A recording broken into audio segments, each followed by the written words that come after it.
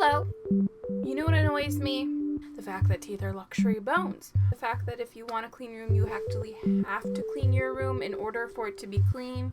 Capitalism. The fact that I was told I can't have more than 6 pets. 8's my favorite number. Stamps.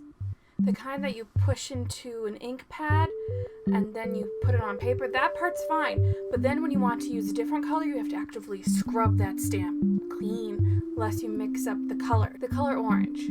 I hate the color orange. See that seam? That seam annoys me. When people mix the colors of Play-Doh together, that's really annoying. The fact when you drink more water, it makes you have to pee more, but people still expect you to get like 8 glasses a day. The fact that people have birthday cake when pie is the superior dessert. I stand birthday pie. People who want me to see Jurassic Park, I've gone this long without seeing it, and now it's a point of pride. Okay, aside from all those things I just named, today I want to talk about things in fiction that actively annoy me.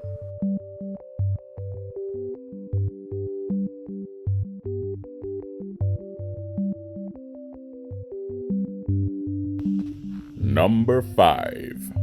Characters with no personality. Often when I watch a show or a movie or read a book, I often think about the main character and words I can use to describe that main character.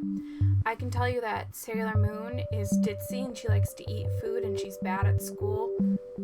Well, I was going to say I love that for her, but I really do think she should apply herself if she's going to be, the future ruler of the cosmos. I could tell you the personality of the main character in every single book I am reading right now. Voya. She loves to cook. She's really good at it. People love eating her food. She's super close to her family, and she worries about them when they move out of home. She's indecisive and has trouble making decisions. Cassiopeia, despite being pushed down her entire life, still remains very spirited. She's also a bit of a dreamer. Harry Tresden is the worst, and I hate him. But sometimes when I think of a book or movie, when I think of the main character, all I think of is cardboard, because that's their personality. They're just a blank slate for the audience to project themselves upon, and that's annoying. I like characters with personality. A lot of time I find these characters in either dystopian, sci-fi, YA. Not always, but those are just a few examples. Sure, they might toss around a sassy remark now and then, but mostly they're stupid, and they're stupid for plot reasons. Like, if I know that this evil emperor is clearly evil and doing evil things, even though he says, oh no, you just streamed it, it's obviously he's evil, I should be rolling my eyes at the main character for stupefying themselves, unless it's an established trait that this character is naive or too trusting, and that needs to be established in the text. If I am both supposed to believe that they can dumbify themselves and are the smart rebel leader, that's an oxymoron. They're jumbo shrimp. Your character is jumbo shrimp. So I think of books like A Court of Thorns and Roses, Blood Queen, or The Selection, especially The Selection. I hate The Selection. I think of Katniss in the Hunger Games movie, where she just sort of stares and then reacts to things, but her face the entire time is... And we know Jennifer Lawrence has lots of personality, so you know it's just the way she's written in the movie. I understand things are bleak, but main characters like that are bleaker. Number 4. The rebels are secretly good, but often with stories containing rebels, those rebels are secretly, but also obviously, the good guys. A lot of times these come with like paint the number stories where main character falls in line with the evil empire, but then learns they're doing bad and falls in line with the rebels, becoming leader of the rebels and saves the world. Coupled with like, I fall in love with the leader of the rebels and this prince guy. So it's just cliches all around. It's really annoying. Sometimes they are very well written. They go into like the political details, the socio-economical details, and then I'm like really into it. But often that's not the case. Again, we're using the Hunger Games as an example, the leader of District 13, or the leader of the rebels, has her own agenda. So Katniss kills her because she doesn't trust her, and that is a twist. Not as much complexities as I'd like. I also would like to point out to Laurie Forrest's The Black Witch series, which has a lot of complicated racial tension, socio-political tension, a lot of factions vying for power. Everyone's vying for power. Because that story is essentially unlearning biases, all while the main character copes with what not only her race has done, but her own family. She has to unlearn the privileges her race put in power, her family put in power, and has to figure out how to be a better person. And she does make mistakes, and she does terrible things at the beginning, and has to apologize, learn from them, and do better. Number 3. Workplace shows with no life outside of work, like The Office or The Mindy Project.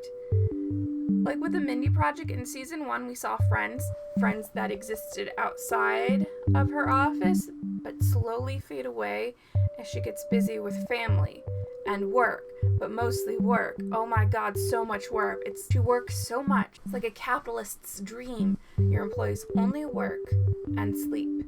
No in between. Oh, honestly, that's kind of my nightmare. I had to quit my job because I kept having stress dreams about it. I prefer more Bob's Burgers styles, where the kids have friends outside of work, and Linda has friends outside of work, and Bob just really loves cooking, which is why he works all the time. He's a bit of a grumpy bunny, so he denies that he has any friends.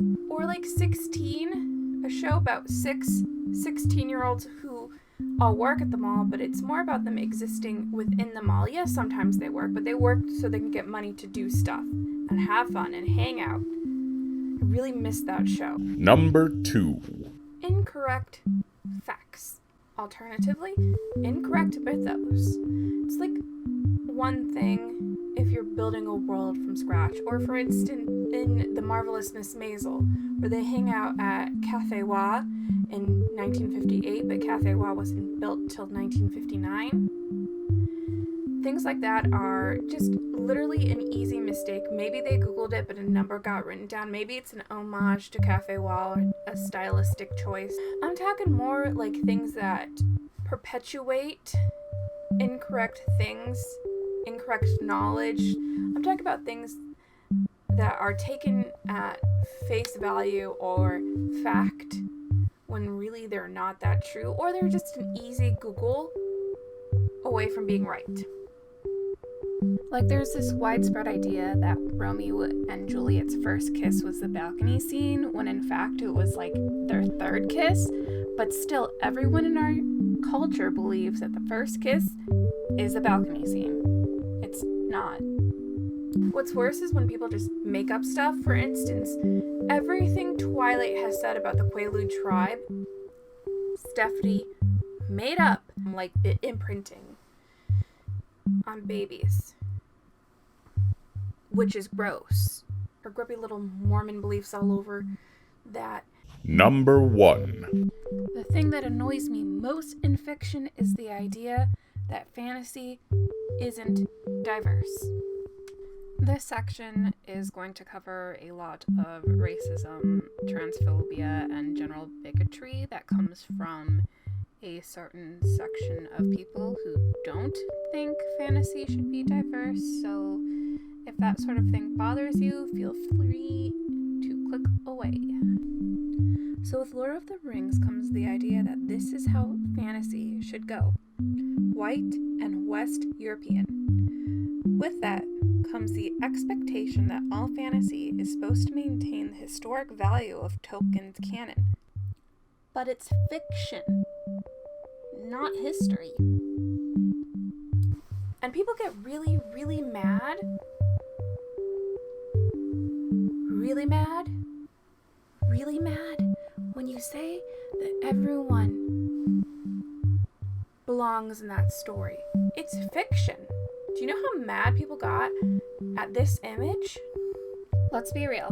Any people against anyone who isn't white in any, and I mean any fantasy that is based on Western European lore, are racist.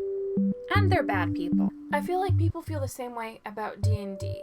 It's not historically accurate to have like gay people in it, or non-binary people, trans people, people of color. But I'm going to tell you something very, very important, and I want you to pay attention. Do you think elves are historically accurate? No, they aren't. It's obviously fiction, and if we had to stick to history perfectly, it wouldn't be fantasy. There's other cultures out there. It's time for them to tell their stories. Our stories can coexist together. Okay, so those are just some things that annoy me. Let me know what bothers you down below. Please like and subscribe. Ring that bell if you want to. If not, don't worry, I have a bell and I can ring it too. Dance in the rain. Build a snowman. Maybe, just maybe, give peas a chance.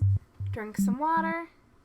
Make sure you're getting enough sleep. And if you feel like it, read a book. And then tell me all about it. I like to read. Don't ask me why I'm wearing this outfit. It's 'cause I felt like it. And thank you for watching. Bye!